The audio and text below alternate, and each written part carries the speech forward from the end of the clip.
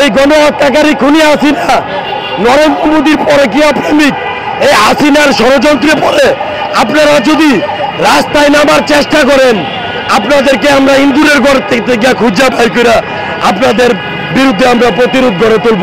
কোনো নির্বাচনে আসতে চায়, সে কোনো রকমেরই ভোট পাবে না। তো তুমি যদি ইন্ডিয়া তোমার প্রেমিক নরেন্দ্র মোদীর সাথে বৈশা যদি বাংলাদেশের বিরুদ্ধে ষড়যন্ত্র করো, আমি বলছি টঙ্গিপাড়া থাকবে না, টঙ্গিপাড়া থাকবে না। উল্টা আমি আওয়ামী লীগের বিচার চাই। 5 আগস্টের পরে আওয়ামী লীগের রাজনীতি করার কোনো বৈধতা নাই। আওয়ামী লীগ যে উস্কানি দিচ্ছে এতে তাদের চামড়া থাকবে না। গণহত্যাকারী খুনি হাসিনা তার পরকীয়া প্রেমিক নরেন্দ্র মোদীর সাথে থেকে বাংলাদেশের বিরুদ্ধে গভীর ষড়যন্ত্র করছে। একবার উস্কানি দিয়েছে 32 রাখি নাই, আরেকবার উস্কানি দিলে টঙ্গিপাড়া থাকবে না। আর আওয়ামী লীগকে বলতে চাই, এই গণহত্যাকারী খুনি হাসিনা নরেন্দ্র মোদীর পরকীয়া প্রেমিক এই হাসিনার ষড়যন্ত্রে পড়ে আপনারা যদি রাস্তায় নামার চেষ্টা করেন, আপনাদেরকে আমরা ইন্দুরের ঘর থেকে খুঁজা পাই করে আপনাদের বিরুদ্ধে আমরা প্রতিরোধ গড়ে তুলব।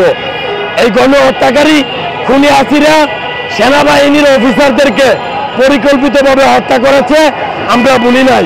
এই গণহত্যাকারী খুনি হাসিনা শাপলা চত্বরে আলেমদেরকে পরিকল্পিতভাবে হত্যা করেছে, আমরা বলি নাই। এই গণহত্যাকারী খুনি হাসিনা আল্লামা দেলোয়ার হোসেন সাইদিকে কারাগারে রেখে উচ্চমাত্রার ইনসুলিন প্রয়োগ করে হত্যা করেছে, আমরা বলি নাই। এই গণহত্যাকারী খুনি হাসিনা 3টি নির্বাচন এককভাবে করেছেন, আমরা বলি নাই। এই গণহত্যাকারী জুলাই আগস্টে আমাদের ভাইদেরকে প্রকাশ্যে গুলি করে হত্যা করেছে, আমরা বলি নাই। এই গণহত্যাকারী এবং গণহত্যাকারীর দল যদি ভবিষ্যতে রাস্তায় নামার চেষ্টা করে, আমরা টঙ্গিপাড়া রাখবো না, কান্না টঙ্গিপাড়া থাকবে না, থাকবে না টঙ্গিপাড়া। বলে দিলাম, তোমরা যদি রাস্তায় নামার চেষ্টা করো, তোমরা হাসিনা তুমি যদি ইন্ডিয়া তোমার প্রেমিক নরেন্দ্র মোদীর সাথে বৈশা যদি বাংলাদেশের বিরুদ্ধে ষড়যন্ত্র করো, আমি বলছি টঙ্গিপাড়া থাকবে না, টঙ্গিপাড়া থাকবে না। তারা এই জুলাইয়ে যেই হত্যাকাণ্ডটা করেছে, আবার হচ্ছে দীর্ঘ 16 বছর যেই ফ্যাসিস্ট রূপে ধারণ করেছে, এই থেকে বোঝা যায় যে আওয়ামী লীগ তার ঐতিহাসিক মতাদর্শিক জায়গা থেকে সরে এসে সে একটা ফ্যাসিস্ট গভর্নমেন্টে পরিণত হয়েছে।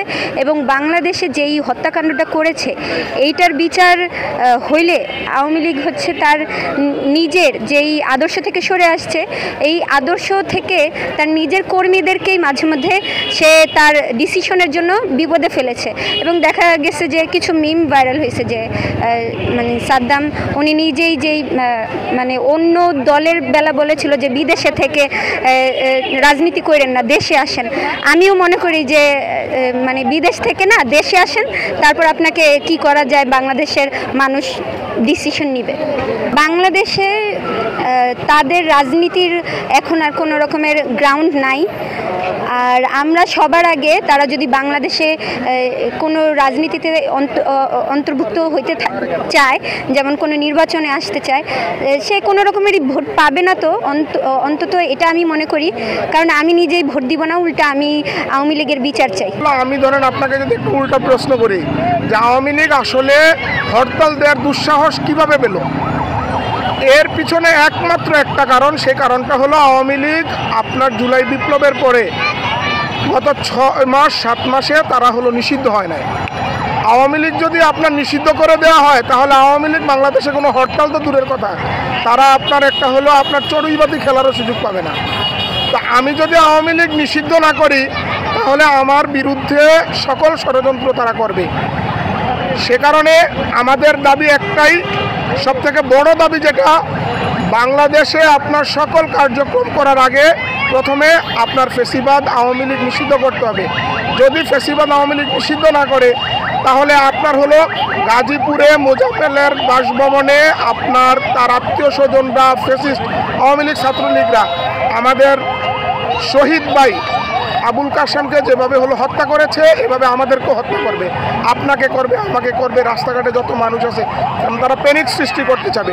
তো এই প্যানিক সাধারণ মানুষের কাছে যেন না যায়, মানুষের মধ্যে যেন হলো কোনো ধরনের টেনশন না থাকে, মানুষের জীবনের নিরাপত্তা, মানুষের হলো আপনার হলো যে বাঁচার যে নিরাপত্তা, সেগুলো যদি আপনার হলো দিতে চান, অন্তর্বর্তীকালীন সরকারকে দাবি জানাবো অন্তর্বর্তীকালীন সরকার অতি দ্রুত সময়ের মধ্যে আওয়ামী লীগ নিষিদ্ধ করে তাদের গণহত্যা, জুলাই গণহত্যা সহ আপনার শাপলা গণহত্যা, এরপরে হলো আপনার হলো পিলখানা মেসাকার থেকে শুরু করে যত 28 অক্টোবরের গণহত্যা, এমনকি হলো আপনার হলো সেই 75-এর আপনার বীর সৈনিকদেরকে বিচারের নামে মিথ্যা বিচারের মাধ্যমে তাদেরকে হলো ফাঁসি দিয়েছে, জবাই করে হত্যা করেছে।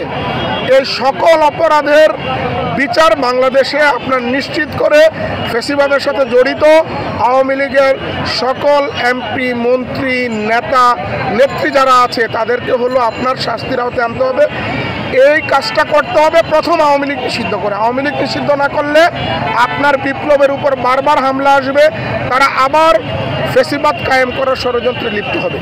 এটা শুধুমাত্র আমাদের করণীয় না, সকলের করণীয়, আমার ব্যক্তিগত করণীয়, এমনকি আমার যে ভাইরা আছে এখানে তাদের করণীয়টা হলো যে আমরা রাজপথে আওয়ামী লীগকে কঠোর হাতে আপনার হলো প্রতিহত করব।